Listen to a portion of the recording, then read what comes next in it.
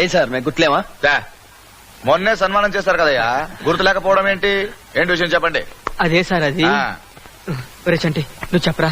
అదే సార్ మేము జాబ్ కోసం ట్రై చేస్తున్నాం కానీ రాలేదు. రొటీన్. ఇప్పుడేంటి, నేను మీకు జాబ్ ఇప్పించాలి అంతే కదా? అవును సార్. మీకు కావాల్సిన జాబ్ ఇప్పిస్తాను రా, కానీ ₹1,00,000 ఇవ్వాలి. ఏంటి సార్ మీరు లంచం అడుగుతున్నారా? నేను ఏం పని చేసినా కూడా దానికి ఒక రేటు ఉంటుంది. ఇది అందరికి తెలిసిన మ్యాటరే. ఎంపీఏ అంతా రొటీన్. ఇది మరీ దారుణం సార్.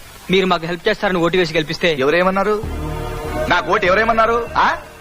నేను తాగబోతుంది తెలుసుగా, అమ్మాయి పిచ్చుందని తెలుసుగా, రౌడిజం చేసి రాజకీయాల్లో పైకొచ్చానని తెలుసుగా. తెలిసి నాకు ఓటు ఎందుకు వేశారయ్యా? ఏంటి రివర్స్ లో వస్తున్నాడా? బ్రదర్ నీకు చెల్లులు ఉన్నారా? నాకు లేదు సార్, వీడికుంది. నానా నీకు ఉద్యోగం ఇప్పిస్తాను, నీ చెల్లిని నాకు ఇచ్చి పెళ్లి చేస్తావా? చిచ్చి సస్తే చేయను. ఇది వెరైటీ. పోనీ రేపు నేను ఎలక్షన్ లో నిలబడుతూ నాకు ఓటేస్తావా? ఓటుదే ఉంది, వేస్తాను. నీ చెల్లికి మొగుడిగా పనికిరాను, కానీ మీ ఊరికి ఎమ్మెల్యేగా పనికొస్తానా? ఆడపిల్లని ఇచ్చేటప్పుడు చేసుకోబోయేవాడు మంచోడా, వాడి బ్యాడ్ హ్యాబిట్స్ ఏమైనా ఉన్నాయా, వాడి ఫ్యామిలీ బ్యాక్గ్రౌండ్ ఏంటి, ఇన్ని ఆలోచించి పెళ్లి చేస్తాం కదా. ఎవరు దొరికితే వాడితో పెళ్లి చేయొచ్చు కదా. అలా చెయ్యం, ఎందుకంటే అది మన బిడ్డ, మనకు పుట్టిన బిడ్డ. అలాగే ఇది మన దేశం, మనం పుట్టిన దేశం, మనం పెరుగుతున్న దేశం అని ఎందుకు ఆలోచించరు? ఒక ఎంపీని, ఒక ఎమ్మెల్యేని, కనీసం ఒక మున్సిపల్ కౌన్సిలర్ ని ఎలక్ట్ చేసేటప్పుడు కూడా ఒక క్షణం ఎందుకు ఆలోచించరు? ఆలోచించండి రా.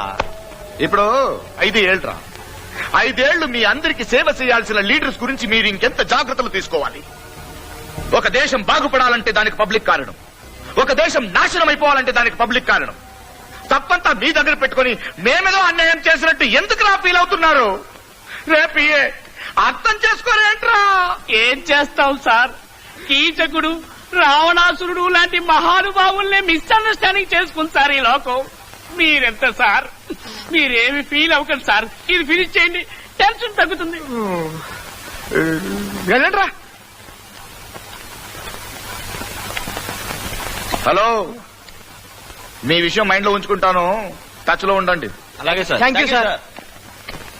సార్ నాదో చిన్న డౌట్. అడుగు.